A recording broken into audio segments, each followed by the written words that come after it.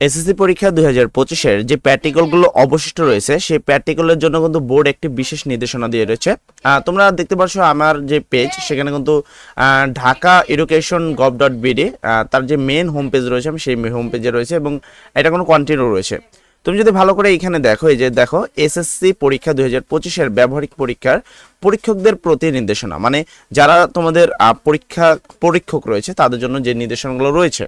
তো দেখো এখানে যাদের যে প্র্যাকটিক্যালগুলো এখনো হয়নি, তো আসলে সব বোর্ডে কিন্তু একই প্র্যাকটিক্যাল হয়েছে এরকম কিছু নাই, আমি প্রত্যেকটা বোর্ডের জন্য আলাদা আলাদা দেখাচ্ছি। মানে এখানে তোমাদের যে প্র্যাকটিক্যালটি হয়নি সেই নির্দেশনা ভালো করে জেনে নেবা।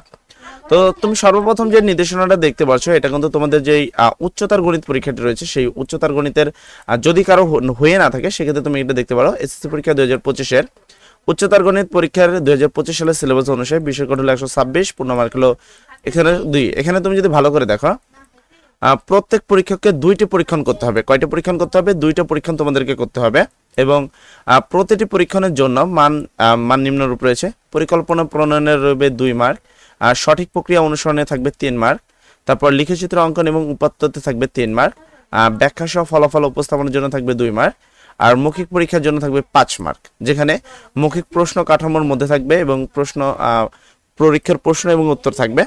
তারপর তুমি যদি দেখো যদি কারো কৃষি শিক্ষা, আমি যতদূর জানি কৃষি শিক্ষা পরীক্ষা অলরেডি হয়ে গেছে, তারপর যদি কারো না হয়ে থাকে সেক্ষেত্রে এই জায়গাটা তোমরা কিন্তু দেখতে পারছো। তারপরে হচ্ছে পদার্থবিজ্ঞানে তোমাদের যে নির্দেশনা রয়েছে সেটা তোমরা দেখো, পদার্থবিজ্ঞানে কি কি নির্দেশনা তোমাদের জন্য রয়েছে। আমি প্রত্যেকটা আলাদা আলাদা দেখাতে যাবো না, তাহলে অনেকটা সময় লেগে যাবে, তোমরা এখান থেকে জাস্ট দেখে নিবা, ঠিক আছে। যেটা বোর্ড কর্তৃক এই জিনিসটা দিয়েছে এখানে কিন্তু বলা হয়েছে, দেখো প্রশ্ন উল্লেখিত যে কোনো একটি পরীক্ষণ সম্পন্ন করতে হবে। শিক্ষকবৃন্দর উপস্থিত লটারির মাধ্যমে পরীক্ষকদের মাঝে পরীক্ষণ নম্বর বন্টন করা হবে। একজন শিক্ষার্থীর সর্বোচ্চ দুইবার লটারির সুযোগ পাবে, মানে লটারির সাহায্যে করা হবে, ঠিক আছে।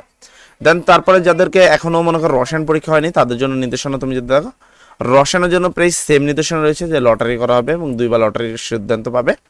এবং ক, খ, গ বিভাগে তুমি আলাদা আলাদা মার্কগুলো দেখতে পাচ্ছ, 25 মার্ক কিভাবে বন্টন করা হয়েছে।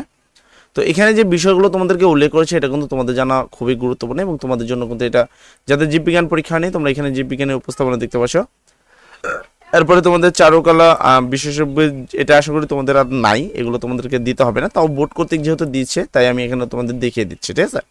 তাই তো মোটামুটি তোমাদের ব্যবহারিক পরীক্ষা যেটা বোর্ড কর্তৃক দেওয়া হয়েছে, আশা করি এই বিষয়টা পেয়ে তোমরা উপকৃত হয়েছে, এই বিষয়টা তোমরা বুঝতে পেরেছো যে বোর্ড আসলে তোমাদের থেকে কিভাবে মার্ক দেবে সেই বিষয়টা তোমাদের বোঝানোর চেষ্টা করছি।